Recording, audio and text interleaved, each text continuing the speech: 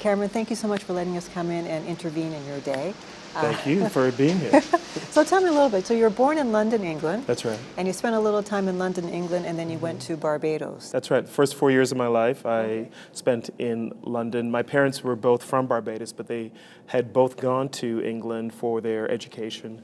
And they met, married there. My sister and I were born there. And then my sister and I were put on a ship when I was 4 years old and sent off to live with grandparents in Barbados. Oh, and I heard that you lived amongst, you were in the rural area, so That's right. Chickens, pigs, Rocked cows. into St. James, yes, with Gwendolyn and Siebert Lynch.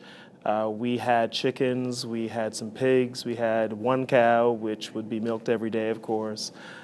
Leaving your home, which at that point was England, and leaving your parents behind and going to live somewhere else with family that you had never met before, that was new, and I think that did cultivate something in me. I was forced to learn to adapt from a very young age and to get to know new people, to shift my accent from an English accent to a Bajan accent. All of those things happened, to start school in a new place where I knew nobody.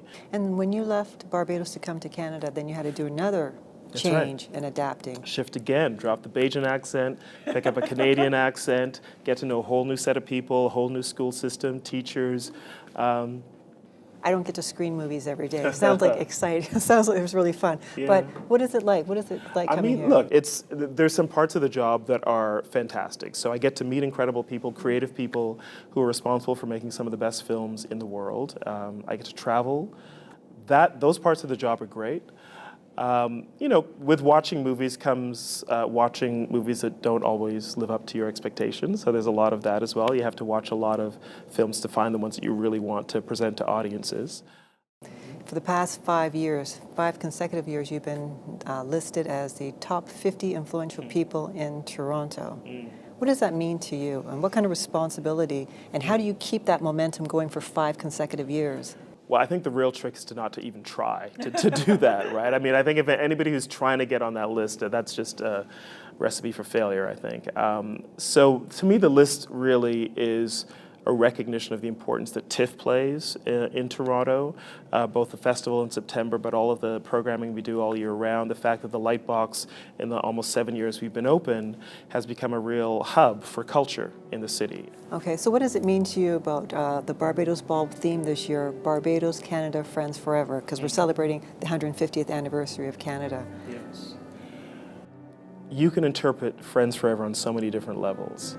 I feel fully Bajan when I'm in Barbados, and I feel fully Torontonian when I'm in Toronto, and that's not a contradiction. You can be both. You can actually hold on to multiple identities at the same time. You can feel rooted in different places and not feel like it's a conflict.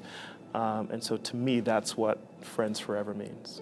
And what kind of legacy do you want to leave behind? I am an immigrant who is the product of a working class family led by a single woman, a single mother.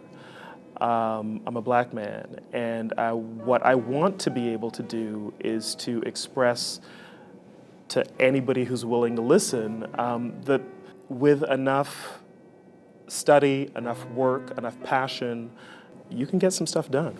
You can do something. What does it feel like to be a recipient of the Barbados Ball, to be recognized in the Barbados community? I have in my office a monkey pot, a monkey jar. Do you know what that is? No, what is that?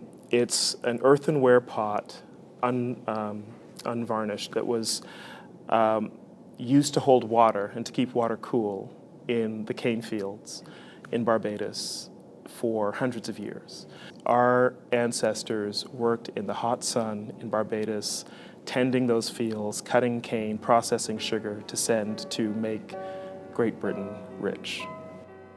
I'm aware of that, and I keep that pot in my office as a reminder of how privileged I am, and that my ancestors sacrificed a lot and endured a lot. Endured, I think, a lot that I don't think I could, and many other people could never survive, so that I could get to where I am. And I hope I can pass on some of that to my child and whoever comes after him. So I'm aware of my place in that line, in that continuity, and that is hugely important to me. So I'm very, very honored to receive this.